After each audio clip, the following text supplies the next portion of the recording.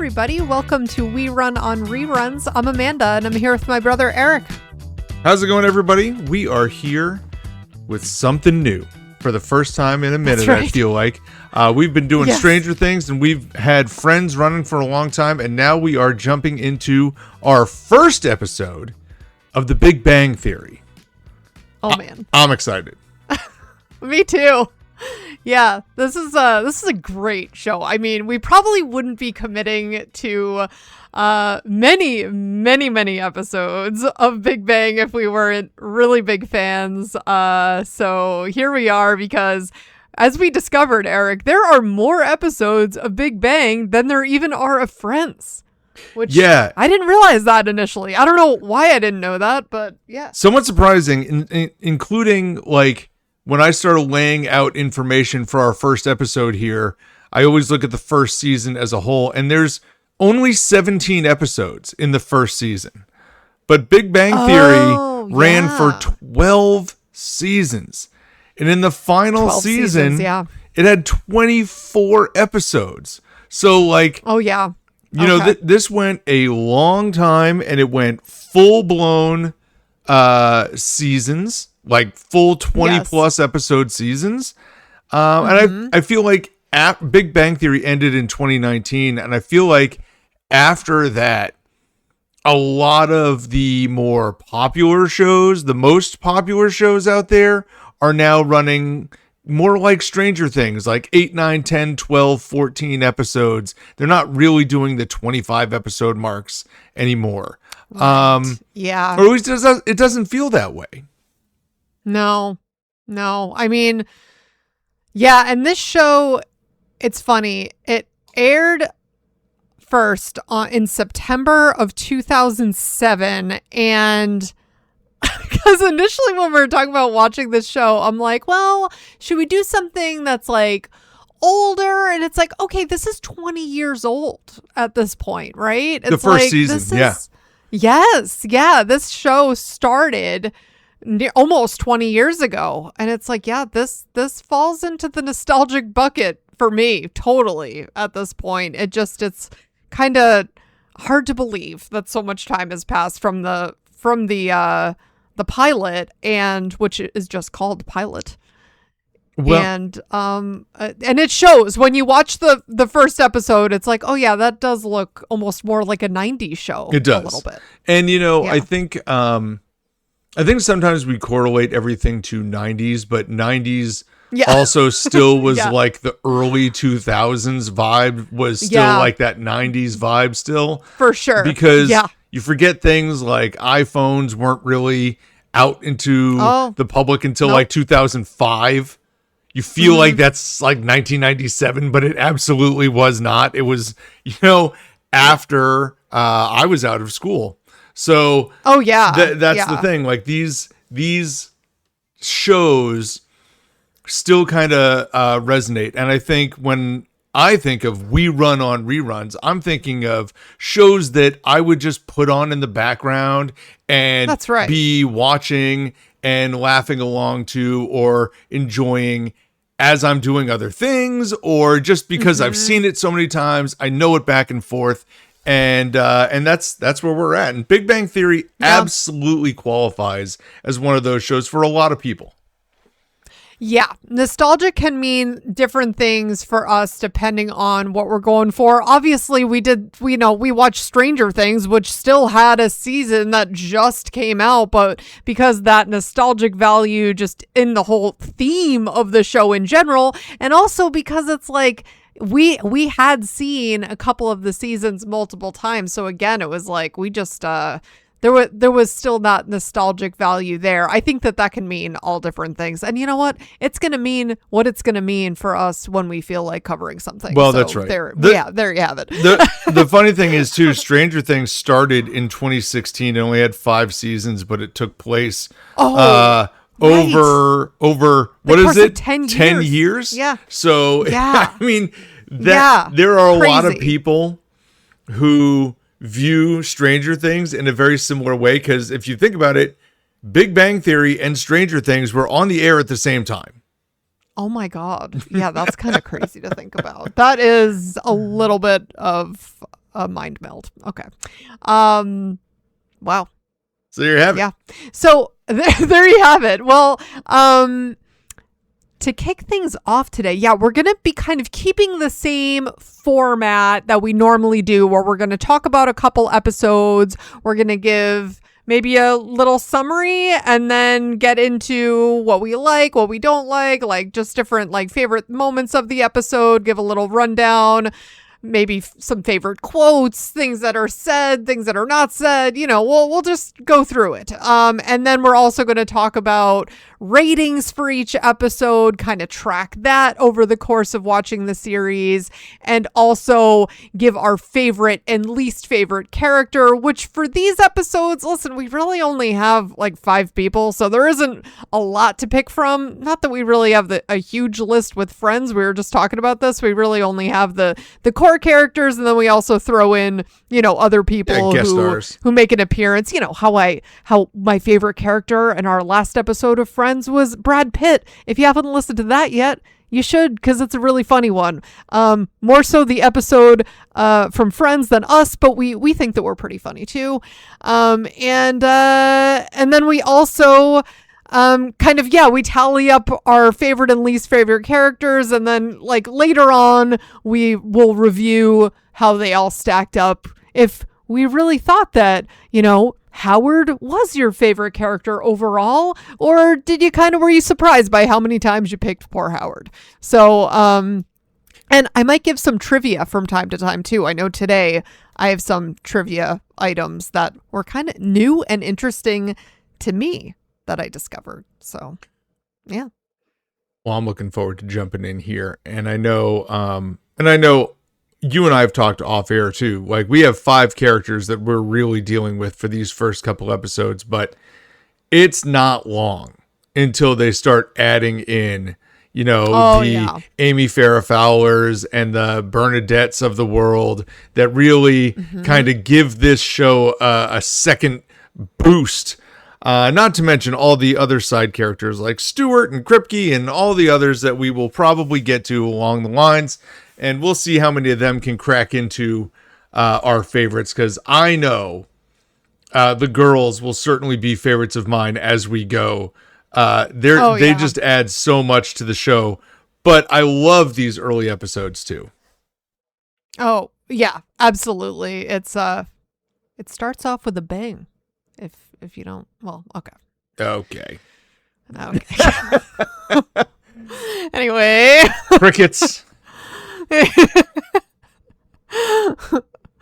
So Eric, what's going on with this first episode here? Yeah, well, we don't have an episode to go back on to talk about the summary, because this is the first one. So let's just jump in here. And, if you've been listening to our Friends podcast, we usually break down kind of the storylines.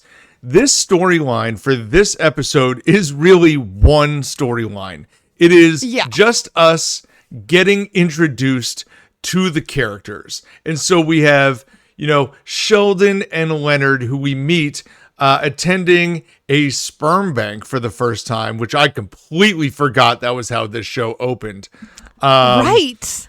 And then we have Penny moving in, and we get to really see, as the boys decide to invite her over for lunch, kind of how this breaks down with Penny and the boys, and how we're being set up for the idea that these two guys are not just like scientists, they're like brilliant. And so super geniuses. Let's just take a look at this first section of the episode, Amanda. Everything from the opening scene with Sheldon and Leonard going to the sperm bank and meeting one of the characters from the Fresh Prince of Bel-Air at the table. Yes. That was my note too. This is the Fresh Prince's mom. That is the nurse or the hospital administrator. Yes. Yeah. Doing her crossword, and it's like Leonard just automatically like solves it for her, and she's like, "Thanks, buddy. I was gonna take my time with that and enjoy it, but." Okay. Well, listen, can you blame him when she's like, "Well, hold on a second," and there's literally no one else around? And he's like, right, well, there's here's that the answer. too. This is the answer. That's the answer. This is the answer here. And then that's the other one. It's Tatey. It's Port-au-Prince. And Yeah. she's like, wow, great. What can I help you with? But it also, like, Yeah. I think it's a good way to showcase, like, oh, by the way, they're super smart. Right. Well, and this opening scene, one of the things that I learned is that they were really thinking of just scrapping this opening scene altogether because apparently they really changed who Sheldon was. Like in the original pilot, he, I guess, originally was written to be like highly sexualized. Hard to imagine knowing Sheldon as we know him now, but he was going to be almost like just really sexually aggressive and like going after girls all the time. And like they swung in the total opposite direction with Sheldon as it turned out. And really, I think they struggled with this scene because it's like Sheldon, as we get to know him, would never make this choice. Like he would never be donating sperm. No, you I know? mean, So, it was yeah. interesting that they spun it as like a scientific thing. Like they're like trying Yeah, to I preserve think- their offspring Right. for the future generations. Right. Like I can get behind Right. Sheldon doing that. That makes sense to me. I'll roll with it. Right. But Yeah. as far as it being just a general thing that he would go do, I really don't think that it meshes with his character. And it sounds like they decided to just pivot that highly sexualized character right onto Wolowitz. Right. Yes, they totally did. Right. Yeah, he took all of that role. And yeah, Sheldon made some comment about how like, well, I feel like this is irresponsible because he said this in a very different Sheldon way, but like it's irresponsible because the mother would never be able to keep up with the child that he would give her, essentially, because the child will just be way smarter than she Or would be, what? you know? But what happens if the baby can't solve differentiated equations? What would possibly And this is where happen? Leonard's like, well, I'm sure she would still love it. He's like, well, I wouldn't. Right. Yeah, we do not doubt that. But this also, I think this is nice because it showcases like Leonard has more of a heart here. Like he still cares. Yes. And this is the core defining thing between Leonard and Sheldon is like Yes. Sheldon is analytical and he only sees the analytical side. Leonard is also very analytical, but does see the other perspective. He might not be able to deliver very well, but he does see it at least. I think, I think the word you're looking for is is that Leonard actually has empathy, whereas Sheldon really struggles with that. Sheldon, Yeah, especially does not- early on, for sure. Yes, he absolutely learns to see other people's perspective more as the show goes on, and I feel like they do have him grow in a pretty organic and natural Yes, way. I think agree. I feel like there was some like pushback with fans with like how Sheldon's character does evolve and change a bit, but I feel like it works. I feel like it. I think the way that they did it was good. Like you couldn't just flip the script. No. Like for example, well, you know what? I'm gonna wait on that example. Okay. But we'll keep going here.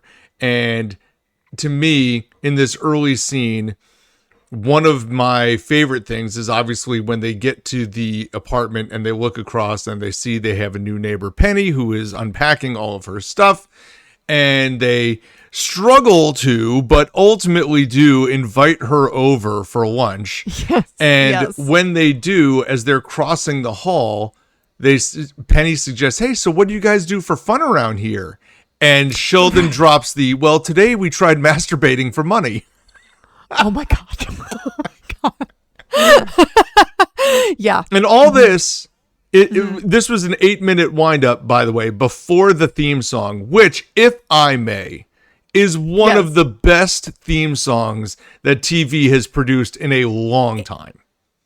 It's awesome. And I was never like a diehard Bare Naked Ladies fan or anything, but this song is awesome.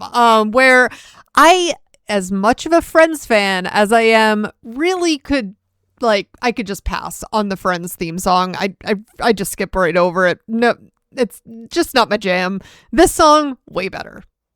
I will actually agree with that. I mean, the Friends theme song is iconic. But it is iconic. But like when it stands alone as a song, I'm not really like sitting there jamming out to it. No. Big Bang Theory though, Big Bang Theory is good, and yeah, there's something about it. I don't know what it is. I feel like Big Bang, they did a really good job with the intro, and I also like the little like, I don't know what you call it, like a little like swooshing sound like in between each like section. The little like sound effect, and they do the little like more like, I don't know, little pictures in between, but I like it. I feel like just the whole format of the show is really nice, and it's and considering each episode, again, streaming, they're like 22 minutes long max, so they're really quick. Well, after this, we get into the apartment, and Penny is very impressed by the boards that the gentlemen have, looking at the science that Sheldon is doing and looking at the science that Leonard is doing as he's trying to show off his board, only for the two of them to debate each other as to whose is better or worse.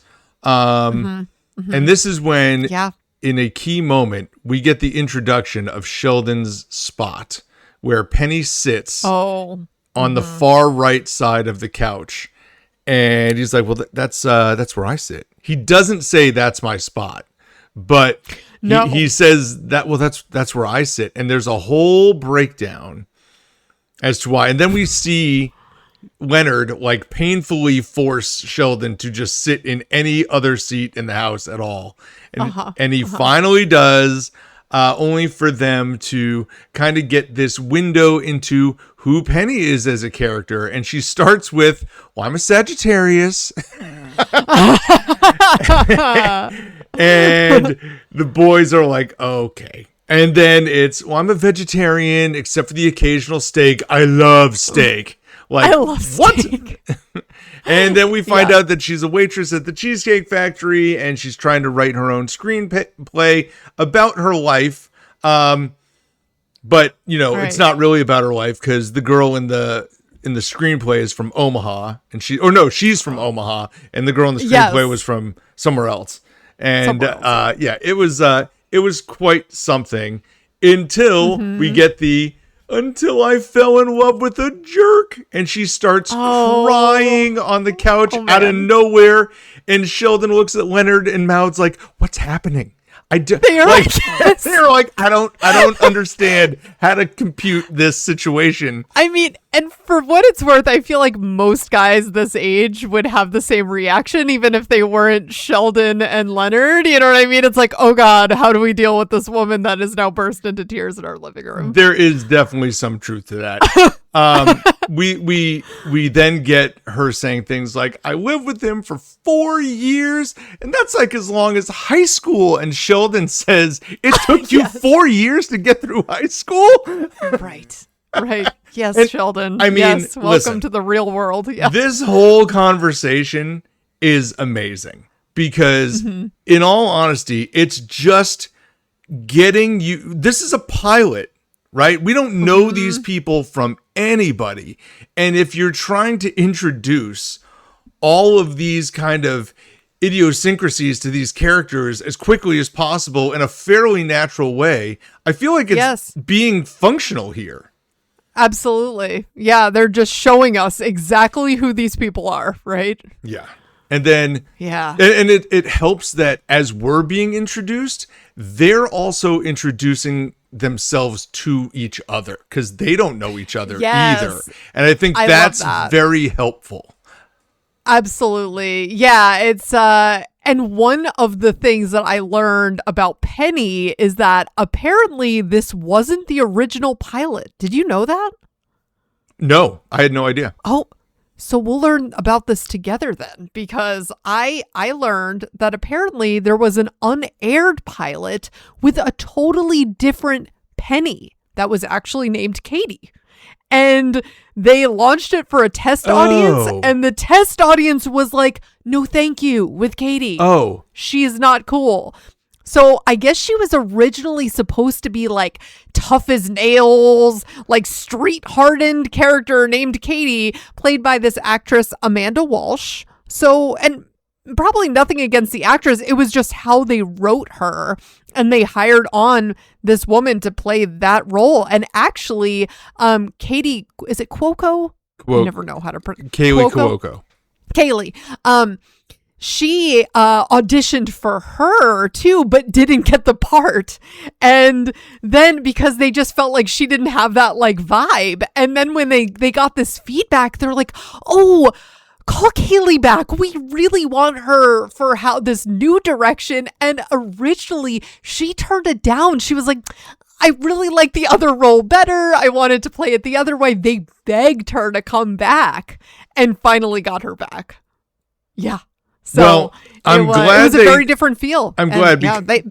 Listen, Kaylee Cuoco's had a pretty decent career after this and has really has this show to thank for it. I know she was also on the John Ritter sitcom that ended up kind of John Ritter. Yeah, what was it? 8 Simple Rules? Was that it? Oh, I never saw it. Well, it was doing very well, and then John Ritter passed away.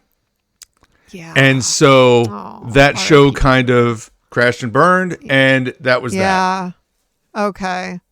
There was another, it was called like The Flight Attendant or something like that. I never saw it, but I heard it was good. So I don't know if anyone else has seen that, but I think she's great. It came out like during COVID times. I do remember that because a few people were watching it, but I didn't watch it for whatever reason. Yeah, I mean, this is clearly her biggest role, though. Yes. Right? As for, yes, I think so, for sure. As for the pilot, you walking through that description does sound familiar. So I do believe I recall hearing that they had done this, but I honestly had forgotten about that at this point. The idea that they had like the street hardened neighbor and decided, no, we need someone like more sweet that they can work with, I think was a great decision. Obviously, the show has been a massive success, and I'm here for it. Yeah, so I just thought that was so interesting that after this unaired pilot where like Sheldon was much more like socially active and interested in women and like putting himself out there, and like, you know, it was Katie instead of Penny, and she was just very different. I liked how they like took that feedback and they're like, okay, we're gonna change this up. And one thing I don't know, I'd have to look it up, is if it was the original like the same actor who played I think it was the same actor. They just had him like change up the way that he was portraying him, I'm pretty sure. I have not heard that anybody else would have played Sheldon. I don't think so. But yeah, this all came up because I was just confirming that the title for this episode is just pilot. Because every other title throughout the entire series is like a scientific principle or property. Like it's always like the something, you know? And then I kind of went down this little rabbit hole about all these other things about this unaired pilot, and then just the note about that opening scene. And there's also, I learned that Johnny Galecki, who plays Leonard, apparently throughout most of the series he doesn't even have lenses in his glasses, so to not cast glare. Thought that was interesting. Oh, interesting. I don't think I noticed that, but I will I will watch for it now. Right, I'm now going to be looking out for that. But yeah, so what comes next here? So after we had them, I guess they're dealing with Penny breaking down, Yes. crying in the living room, right? Essentially, the next thing is that Penny has mentioned that she needs to. She's like, and I'm still gross because I don't even have a shower working in my apartment yet. Right. And Leonard's like, we got a shower. And she's like, would that be totally weird? And he's like, no, Sheldon, yes. Yes. Yes. They have completely different answers for just about everything. And this is where Sheldon is then, starting to crack on Leonard's ability to actually have some sort of relationship here with Penny. And he's saying things like, well, listen, I'm a male and she's a female. Like, it could happen. It's not impossible. And Sheldon is saying, well, yeah, but not of the same species. Like, that's not, no, that's not a thing. But yeah, after this, we get the introduction of Howard and Raj as they enter with a DVD of a Stephen Hawking lecture, apparently before he got the voice, according to Howard, who, by the way, say what you want about Howard, he's got great impressions the whole way through. Howard, yes. Howard is, he's just one of my favorites. I know that he is highly inappropriate in a lot of ways and really annoying, but I also find him to be super funny. So, that's why he's funny. Big Howard fan. Yeah, that's exactly. why he's funny. Plus his outfits. I can't. It's so intense. Like his little skinny pants and his turtlenecks. It's amazing. It's something. But this is when Penny walks back out of the bathroom only in a towel, and Howard converts to instant flirt mode, where he's trying to wish her a good shower in French. And say that he speaks all these different languages, only for Leonard to go help with the faucet. And Penny, while there, throws the towel over the top of the shower now that the faucet is working. And while he's still standing there, asks him for a favor. And he's like, anything that you could possibly ask, I will go do right now. Yes. Whatever you want. And so the next scene, we see Sheldon and Leonard in a car driving off to the ex-boyfriend's house to try and get the TV back that apparently Penny and the ex are fighting over. And I read this as, Eric, with some female characters, I would read this as wow, they're really kind of almost throwing them under the bus and just wanting any favor, and they're just being almost kind of cruel, maybe sending little Leonard over to get a TV from her massive ex-boyfriend, right? Yeah. But with Penny, I feel like she's definitely naive, I would say, more than anything. But I never really see anything that she does with malicious intent. I don't see. Well, I'm not going to say never. This is a long series. Right. It's a very long series, but I would say in general, her character is written that way, right? I'm going to say early on. Let's start with just these early episodes. Okay, let's do that. I don't view any malicious intent early, not because she's naive, although that is true, but more because Leonard is willing to do whatever she wants. True. And he is volunteering. He's never going to say no. No. He's all about it. Yes, absolutely. We can go do that. And of course, in a very brief scene, it's noteworthy watching them try to get into the building, and the two of them, these scientists who can't get through the buzzer because the boyfriend won't let them up. They can't figure out how to get in, but these two girls with selling Girl Scout cookies walk up and just push every single button, and somebody pushes the door, and they're like, all right, we should have done that. Okay. Let's just go in. That's right. That's what it was. Oh my God. Yeah, I guess that is another way in, boys. We do get it would have been better if they hadn't gotten in. Yes, because we do get a brief scene back to Penny, who is now learning about Raj not being able to speak to women. And I think the scene is less important than knowing that that's a thing that exists. Let's not forget, for those of you who have watched The Big Bang Theory for a long time, Raj starts by not being able to speak to women at all. Raj's character changes a lot. A lot, because you want to talk about a hard pivot I think at some point they just said, "Listen, we got to get Raj to talk to Penny. Like, Yeah. we got to drop this. Like, we can't develop this character anymore if he doesn't say anything." So Yeah. they did like move away from that, and once they started moving away from it, it went pretty quickly. They introduced first, if I'm not mistaken, the alcohol, and then he like thinks that he's drinking, but he's not, and then he realizes he doesn't need it. I feel like that's There was a like a flow to how they convert him over. Yeah. But in these early episodes, he can't say anything to her, so it's Penny and Raj and Howard, and Raj is just standing, looking away from Penny, not talking to Penny. Howard is having to do all the talking in the scene, and then we go back to the boyfriend, only to see, the guy is gigantic, and we see, the gentleman leaving with no pants, and then they are making their way up the stairs at their apartment. Leonard fully admitting that he was wrong and he's sorry that he put Sheldon in this spot and it was really bad, only to go back into the apartment and see Howard showcasing Penny his World of Warcraft account. And yes. The boys walk in the door and Penny is very disappointed, not disappointed with them, just upset with herself that she sent them, that she thought that this would be a good idea. Dinner's on me, get yourself cleaned up. And this is when we get the line where Sheldon looks across the hall and he goes, "You're not done with her, are you?"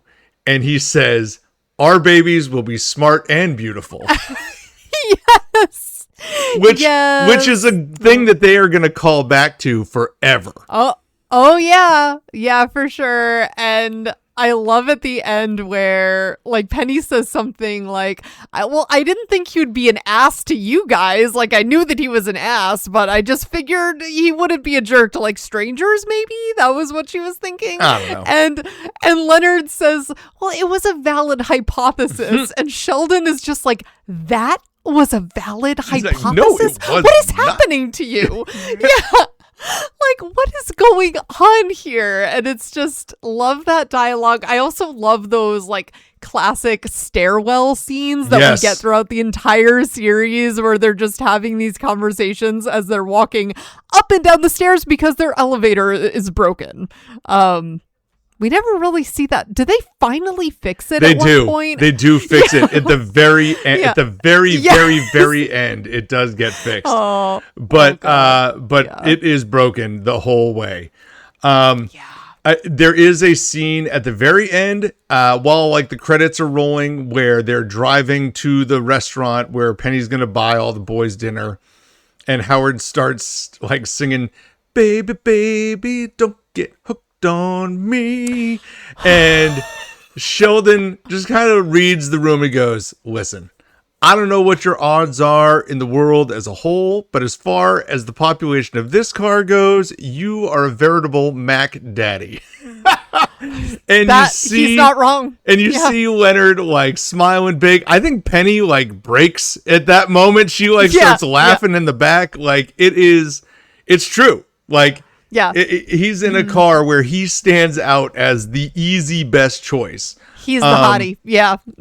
But in comparison to the rest of the world, it's a tough sledding for Leonard. He has all the charisma as far as this group is concerned. For sure. As long as he can contain her just in the apartment, it goes okay. Don't leave. Don't see what else is out there. Yeah. Don't see other people. No. Exactly.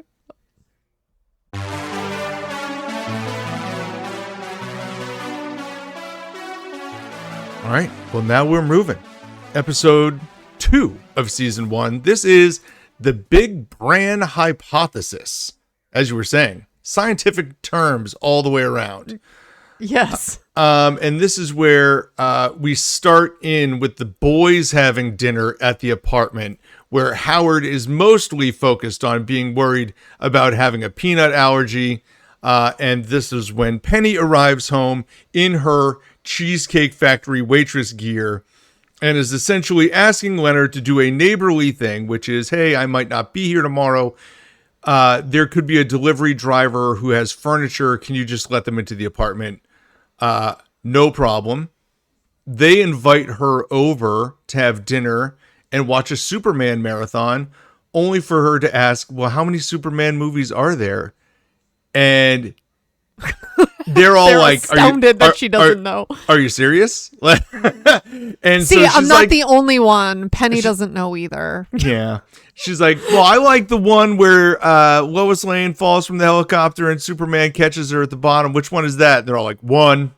And then they break down the science of how that scene is impossible, which I do. This. I love the visual that Sheldon is breaking out where yes. If she's falling at this speed from the helicopter and Superman, who has arms of steel, goes underneath her to catch her, then she's just going to split into 3 chunks. My God. And Leonard's like, no, not if he can match the deceleration rate and catch her like smoothly at that point. And he's like, there's no space for that. And this just goes on and on. Said it would have been more humane if they just let her like fall on the pavement. I'm like, wow, this is never thought about it that way. And that again is like a perfect window into how these guys are just thinking about the world and how they consider everything and analyze everything, right? We see that at the very end of this episode too, which is a really, really funny moment. Love that. When they're like building the furniture. We'll get there, but yeah. Well, so the furniture does come the next day, and this is where we meet up with them after the credits, and we're watching them attempt to figure out how to get this furniture upstairs because Leonard like looks at Sheldon and he turns back. He says, well, it's up on the 4th floor, and the delivery guy is just walking out the door. He's like, oh, I guess we're good luck with that. We're gonna get this up there. Mm-hmm. And they debate how to do this. But they do it the way that genuinely I probably would have done it too, which is lay this thing down and slide it up the stairs. Yeah, really. This makes sense. I mean, they have the science behind it, although these 2 guys who are geniuses with science and figure out, okay, well, we'll put it on an inclined plane and slide up the stairs. When Leonard calls Sheldon to come around, they don't think that it's just going to slide down with gravity. I don't know what is going on here. I don't know, but it was funny though, and pretty relatable. Like, it is funny, and I think we can fast forward to just they get the stuff to the top. They get it, yeah. They get it to the top. They manage somehow, and I love Sheldon's reaction to seeing Penny's apartment. Yes. And the mess, and that is when we learn another piece of Sheldon's personality where he is just really, really OCD about where everything belongs and everything has to be super highly organized at all times, and he says something to Penny like, you don't have to live like this, I'm here for you. And yeah. And this is when she's like, what are you saying? And Leonard's like, it's a joke, he didn't tell it right. And just she's like, out. I don't get it. Right. I don't understand. Again, I love the little details. 2:16 in the morning, right? There's noises. Leonard is waking up and he decides he's got to go out into the hall to find out what the noise was. And what does he bring? He brings a lightsaber. I mean, wow. Listen, genuinely, I think it's decisions like that made this show popular. Yes. I really think there is a huge amount of people who on some level identify with nerd culture, whether it be video games, movies, comics, whatever, and having them like be deeply dedicated to these things and pulling out these like little references and these are not symbols. Macho guys. No, it's awesome. Love it. Yeah. Love it. Yeah, because even though part of it is like, okay, who these guys are isn't relatable at all on a large level, right? It's like these super geniuses. But yeah, that's so true, Eric. It's like there's a huge part of their personality that, yeah, we've been there, like, or it just, there's a large population that does get that nerdiness and appreciates that. So, yeah. So, I mean, he could have just walked out of the apartment or walked out looking around, but he walks out with a Right. lightsaber, and that makes it That's so much better. And of course, he finds Sheldon across the hall This is not cool, man. in Penny's apartment, Yeah, they still have the key. cleaning her apartment. Because he cannot handle it. And the two of them argue, and there's a debate over like speaking in a lower register because, you know, the that was science so funny. behind if you speak in a high voice, women are more likely to wake up because it's like genetically predisposed. Biologically, yes. You know, to hear a that they would crying hear- baby. Exactly. Yeah. I don't know how true or not that is. It seems I don't know. fair. Like, Sounds plausible. seems plausible to me. Eric, I'm not gonna lie. This scene, I thought of our mom a little bit.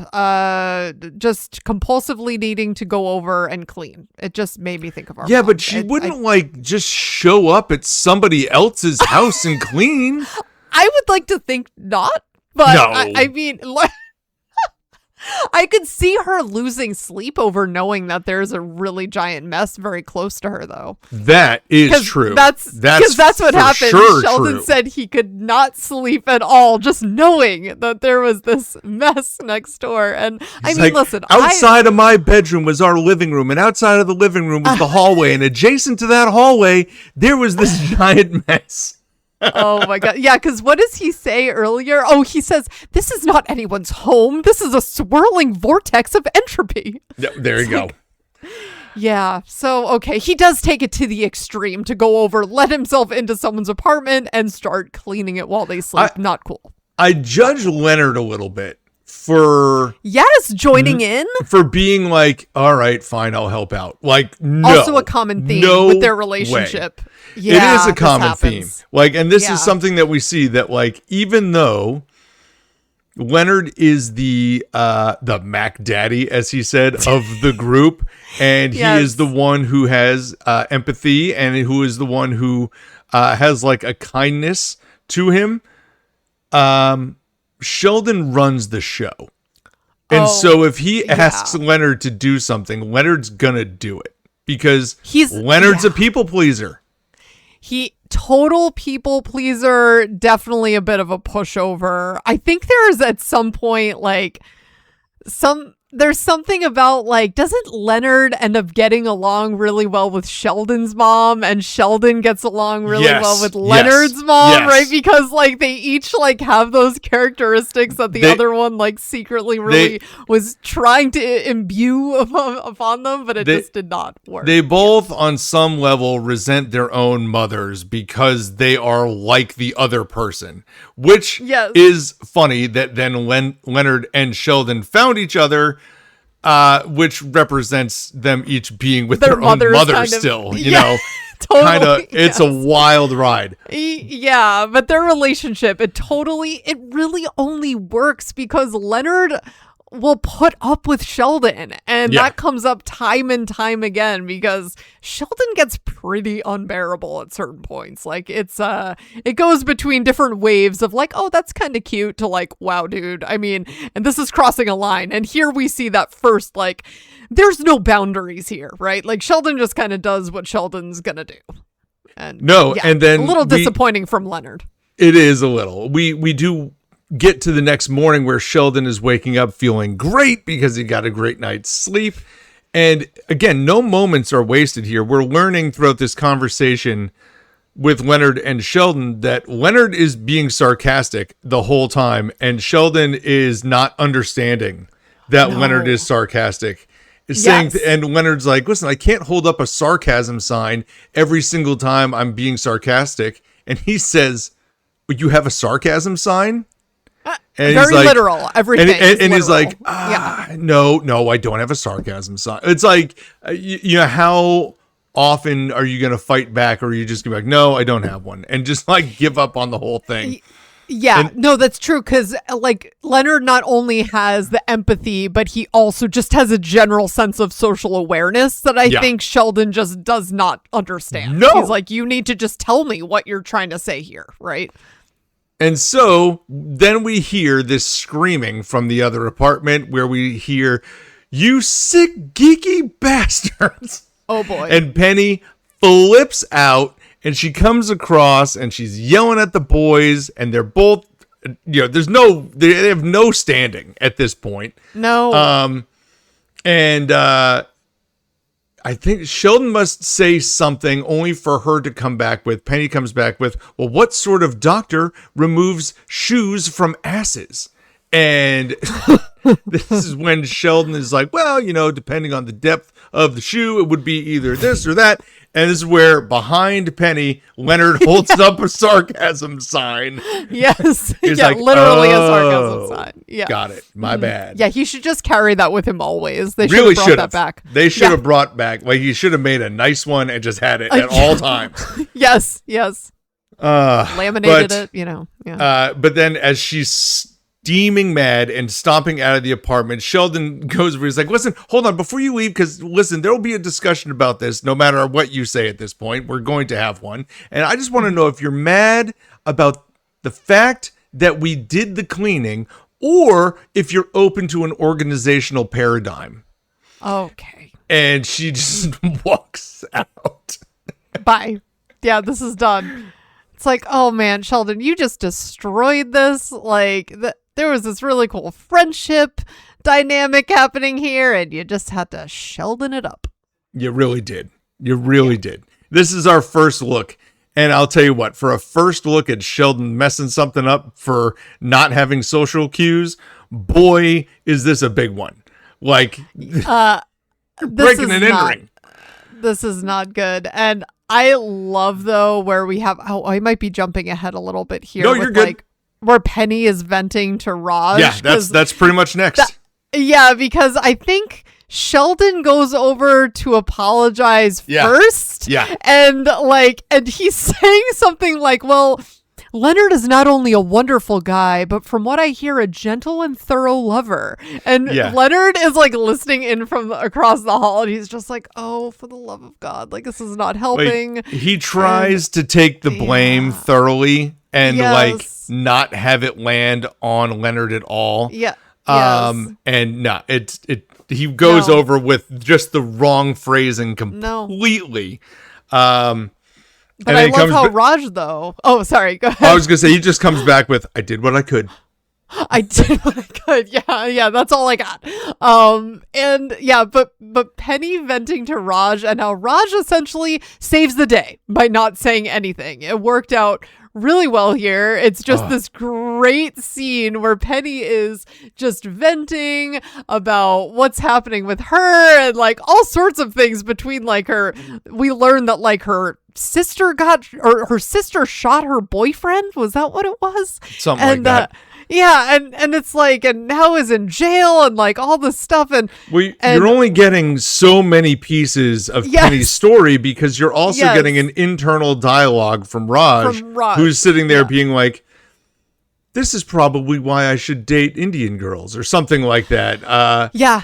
And it's it's not. She's so chatty. She's so chatty, and she's looking at me now. She stopped talking. Maybe I should nod. It's just he's not really listening at all. He's recognizing that this is probably not something he's super interested in. And then at the same time, Penny is working herself without any help at all, full circle from these guys did something awful to, I guess I shouldn't assume that all guys are bad guys, right? Yeah. And this is where he nods, and it's like, she gets herself there. Yeah. And listen, I'll tell you what, I hear you. I think you can assume that guys that break into your house are not great guys. Yeah, this is not a good look. But I'm glad that she somehow got there, but it kind of scares me a little bit too. Just goes to that naive side, right? That's right. Maybe this isn't something you should have trusted. But that being said, we know that our heroes of the story here, Leonard and Sheldon, are not bad guys, and they had genuinely nice intent. I wish Sheldon had some reasonable intention, but it's very weird, and I would definitely want my key back, which she did get. Definitely. which she did get. But yeah, love that then Penny gives Raj a big hug at the end, and she's like, oh, thanks, you're such a great listener. And then Raj goes back to the boys and of course is like bragging to them about like, talking to Penny, and he's like, well, she really did most of the talking. And then the moment with Howard giving Raj because he's like, well, show me, like, how exactly did this hug go? And Howard then gets this like big hug from Raj, and he's like, oh, I can smell her perfume. I'm like, oh my God, Howard, you're so creepy. But it was also just a really funny moment between the two of them, because of course Howard is in like, again, like this just ridiculous outfit. I mean, it goes without saying, because every outfit that Howard wears is just, well, it's Howard. I don't know it's how else Howard. to put it. There's no way else to describe it. We got the turtleneck under the collared shirt tucked into like super tight corduroys. It's just a situation. But this does give us a glimpse into the relationship between Howard and Raj, where Raj can't say anything to women at all. Howard is super flirty, and as soon as he finds out that Raj had a hug from a girl, he wants to hug Raj to get the same effect. And then the two of them are sitting there with this long embrace. It's like, okay, what are we doing These here? guys, yeah, they're really funny together. Oh, yeah. But I think we had the moment where Howard was playing like Dance Dance Revolution. Yes. I'm pretty sure, and just schooling it. It's again another like piece of nerddom here with the video games, and we've now done Dance Dance Revolution. We've had World of Warcraft. And what is it? He says to Leonard, like, grab a napkin, homie, because you just got served. Oh my God. He has a great line. Amazing only for lines. Leonard, who Howard is completely oblivious to the fact that Leonard does not care at all. Because he's so focused on what he did to Penny. Obsessing, yes. It's just one of those things. Yeah. But Leonard you does. Could actually. Oh, sorry. I was going to move forward, but that's okay. Yeah, no, I was just going to say you could draw some comparisons between Leonard and Ross. I feel like there's a Venn diagram there. Oh yeah, like, right? Yeah, right? I think that. Listen, Ross from Friends, to clarify. Yeah, whoever we're clarifying here. Yeah. Okay, so I think it's pretty easy to compare Ross from Friends, yes, to any of the like straight male leads. And by straight, I'm not talking about like, sexual orientation straight. I mean, like, he's the straight guy where the crazy stuff bounces off of him. Now, don't get me wrong, Ross has plenty wild and outlandish moments. But like the comparisons to, Ross and Ted Mosby, or also now Leonard Hofstadter, like, Leonard is the normal one in the crazy cycle of Penny and Sheldon and Howard and Raj, where he gets to be like the voice of reason more often than not. And I think there's always comparisons to be made between those characters, because they're not always the ones bringing the funny, but they are having the funny brought around them, which makes them funnier as well. Yeah. Yeah. No, that makes sense. It's like, I think it's just this part of Leonard that is really always wanting to bend over backwards for Penny, and I think is a little bit of, I mean, he's super analytical, but he's also extremely awkward, but also really sweet, So I think it's like he's those characteristics do work for Ross as well. Exactly. Yes, exactly. So, but then, and we have Leonard's apology, which really shines through here. This is pretty much the end of the episode here, where Leonard goes to apologize, and he's trying to slide a note under Penny's door, only for Penny to open the door while he is putting the note there. And he tries to apologize while she's standing there and just kind of reads the note, which is full of, like, it's like an essay. It's very academic. There's examples of why, mistakes have been made, and it's okay Yes. to make mistakes from time to time. And, Yes. Penny just kind of shuts him down halfway through and goes, listen, Leonard, we're good. And gives him a kiss He on has the to cheek. cite his sources. And off they Yes. go. Yes. Yeah. Yes, he gets the hug and a kiss on the cheek. That's right. So. He does. And so as we get Then to he this walks end into of his door. episode moment where we're watching the credits roll through, the guys are trying to reconfigure. They don't call it IKEA furniture, but they do call it Swedish. So we all know what this is, where they are trying to build Penny's furniture that they brought up as an apology. And she's saying, listen, it's not that difficult. I can do it. And they're like, no, it's no problem.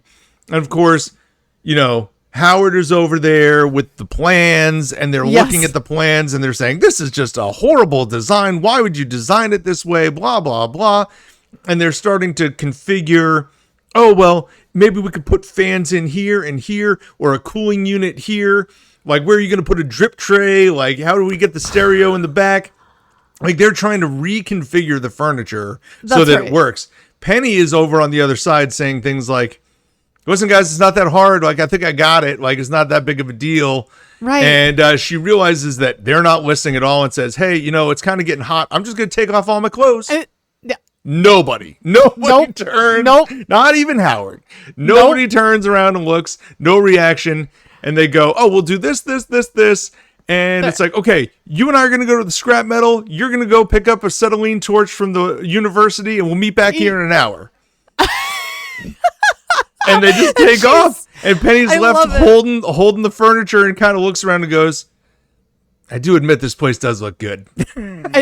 It's true. And it does. Well, it looks better than what she had her apartment looking like the it was chaos. The girl that Rebecca Romaine. Oh my! From Friends. It wasn't quite that bad. That was nasty. Because even Sheldon said it was cluttered. It wasn't dirty, right? Because I think she said like, "You guys cleaned my dirty apartment," and he's like, "Well, it wasn't so much dirty." He's like, "We didn't really that clean lady's it. apartment was nasty. Okay, It was. That was dirty." And it was like, it wasn't dirt, or we didn't clean it so much as we organized it.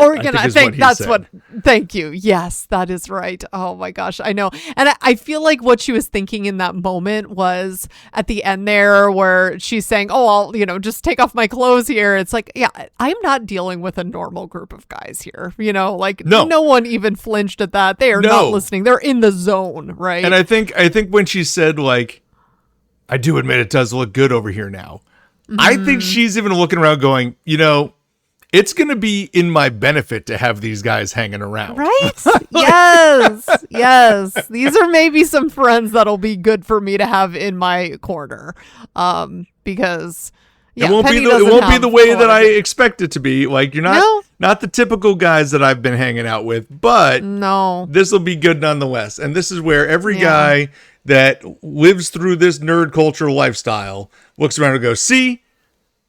And if Leonard can do it, then we can do it too. It was giving guys hope, right? That's right.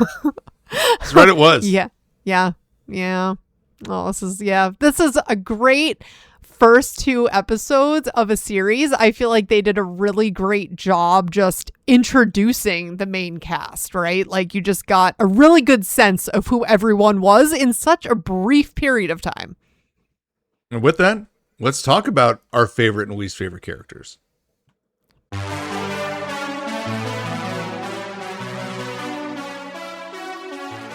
Well, now we're going to jump into our IMDb ratings segment of this podcast, and this will be the first one for this show, The Big Bang Theory, where we are putting our first ratings down for both the pilot and the Big Bran hypothesis, and we're going to stack our ratings up against your ratings as we find them on IMDb. Listen, if you are from IMDb and you're listening, we're mentioning you a whole lot. Maybe you want to give us a sponsorship. That'd be great. Yes.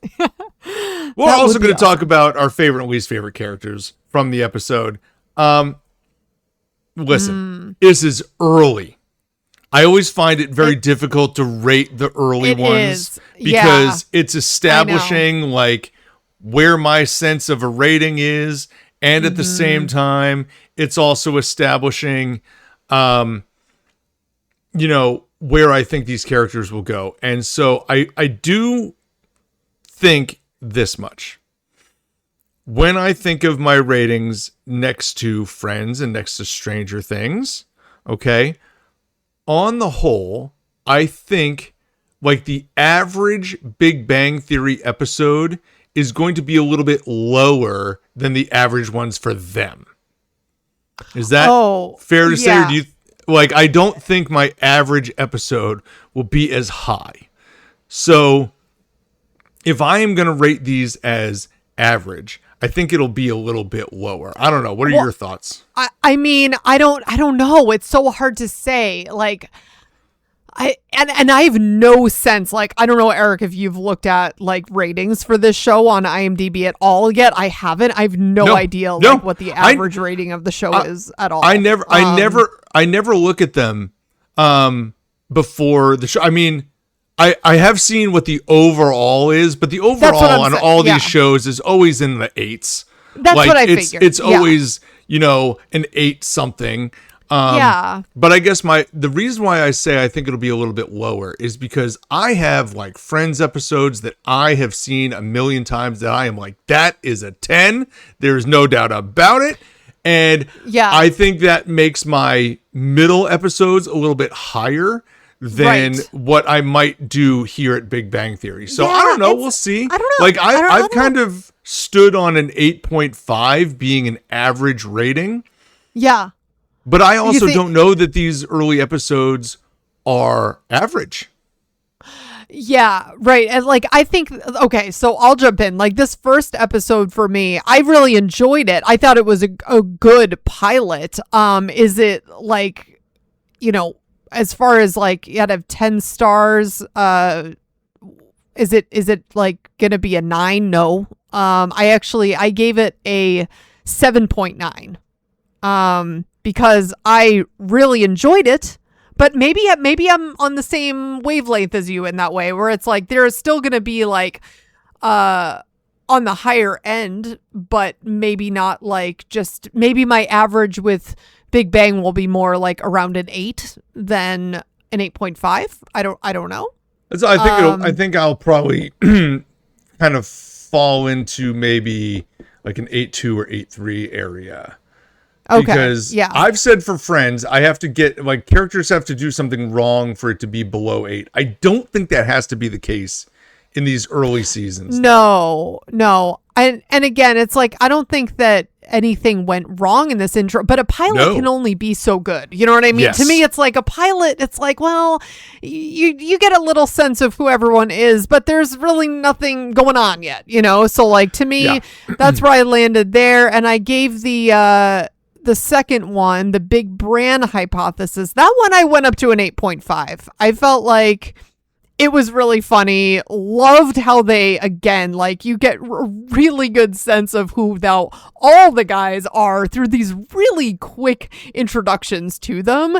And I laughed out loud at just a couple of the moments where like Howard was doing the Dance Revolution. Sure. Probably cracked me up. And I actually, I mentioned it really quick, but where after Leonard gave his apology note, he like, and Penny kissed him, he walked into his door, and that was great.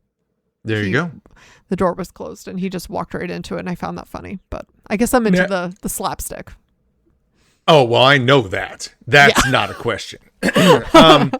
I will say that the pilot, I'm going to give an 8 as kind of like a barometer check. I think 8's pretty good. I remember saying when we did Stranger Things, now granted, that's a wildly different show, but yes, I gave the first episode of Stranger Things a 9.1 and said, this is about as good a pilot as you're ever going to get. It was. That was really good pilot. Yeah. This was good, but not on that level. And obviously, The Big Bang Theory and Stranger Things do not equate. They have to be different. So, still, I think this was very good. I really liked all the interactions you got. In fact, I liked it more than the second one.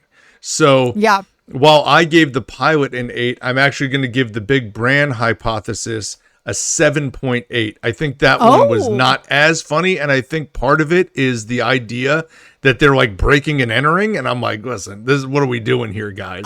Like this is not okay. That's tapping into some classic Sheldon moments, though. So I don't know. It is. Yeah. But like I don't know that classic Sheldon is breaking and entering into places. There is that too. Yeah, that's true because it's very like, well, you're breaking the law there, and he does break into the ball pit in future seasons. Oh, but he still. does. That's true. Yeah. Well, before we do the IMDb ratings, because we usually do our ratings last, let's talk about favorite and least. Oh yeah, favorite I did characters. just jump into. No, it's okay. I do that sometimes. I think for the first one, it's a little like, how do we even rate these things? So now that we know where our ratings kind of stand, okay, where are you with your favorite or least favorite character? Okay, so yeah, this was a really tough decision. I feel like because, especially for least, because I didn't hate. No one Least was is doing hard. anything wrong. Nobody did anything wrong. And I really enjoy all of these characters. And I even just mentioned how Howard had this really funny moment on Dance Dance Revolution, but he was also being very creepy. And that's why I'm just going to give it to Howard, because Howard, you're really funny. You're definitely going to be one of my favorites for sure. Yeah, he didn't really help with resolving anything for our poor Leonard.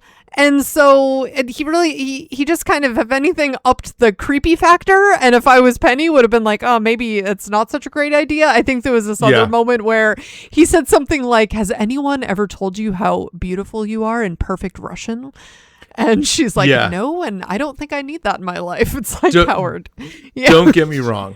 I like Howard a lot, and I think he's pretty funny. And I think, though, it takes some growing on you to get him to that phase. Oh, yeah. So I also have him marked as least. It was either going to be Howard or Raj. Or Raj, But I don't want to just hit Raj because he had to stay quiet. Like, I feel like that's not fair to Raj.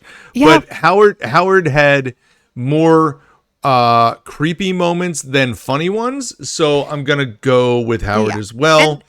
And I felt like Raj helped Leonard, he helped the situation, right? Like he stood there and listened in silence, and that actually really helped win Penny back over. So I feel like that was good. And I gave my favorite to Leonard, because I feel like Leonard, just such a great intro to Leonard. I feel like he stays true to this character that we learn from the jump, throughout the entire series. So I really like Leonard. I agree. I think that's not exactly great for our first Big Bang Theory podcast that we both agree with both characters, but you know what it is. Here's the thing too. And I said this about Stranger Things, and I question the fact that I'm about to say it again, but I am. And that is, here we go.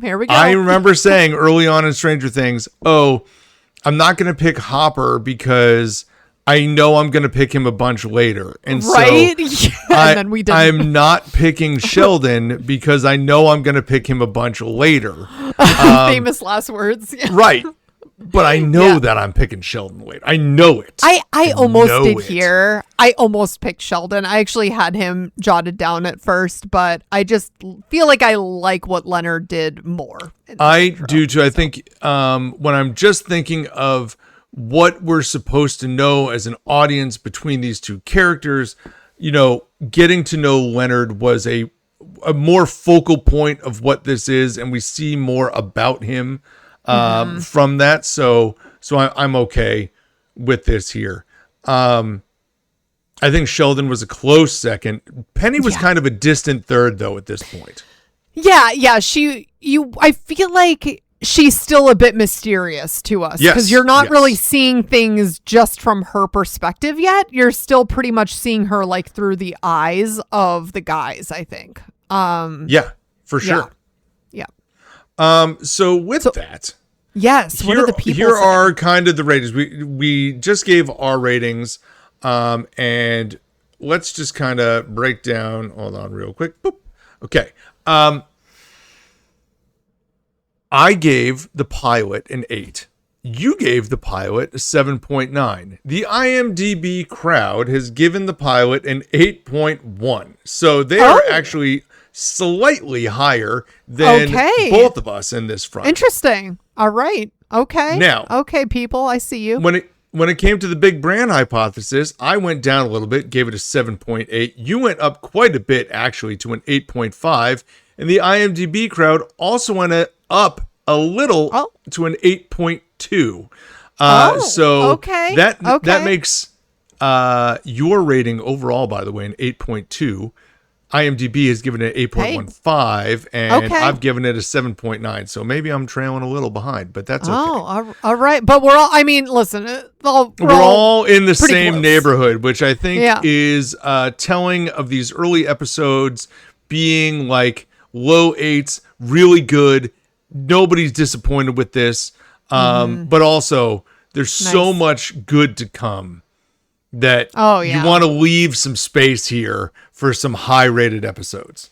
I am so excited to talk about this show for the next many, many months to come because we have a lot to cover, and we're so glad that you guys have listened along with us, and we would love to hear your feedback on what you think, what your thoughts are.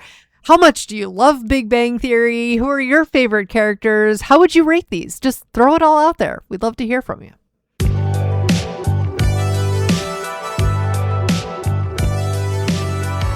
Well, thank you so much for listening to the We Run on Reruns podcast. Please check out our socials on Instagram and YouTube.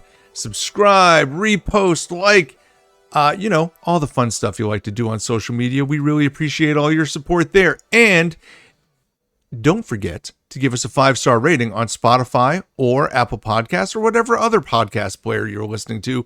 Really helps us get seen a little bit more and helps us build this community together. And if this is your first time checking out the We Run on Reruns podcast, because we're doing Big Bang Theory now, we'd like to also let you know that we do have a Patreon account out there. You can listen to our podcast there for free on We Run on Reruns. So go ahead and check that out as well. Hey, this is our first run through. We hope you really liked it. Let us know. As Amanda said, leave the comments. Let us know what you thought. Find our social medias. Find our podcast wherever you like to listen. Again, thank you so much for checking us out. For Amanda, this is Eric. Enjoy watching episodes 3 and 4 of The Big Bang Theory. For next week, that is the Fuzzy Boots Corollary and the Luminous Fish Effect. Not to mention our Friends podcast in between. Happy rerunning, everybody. See you later, guys.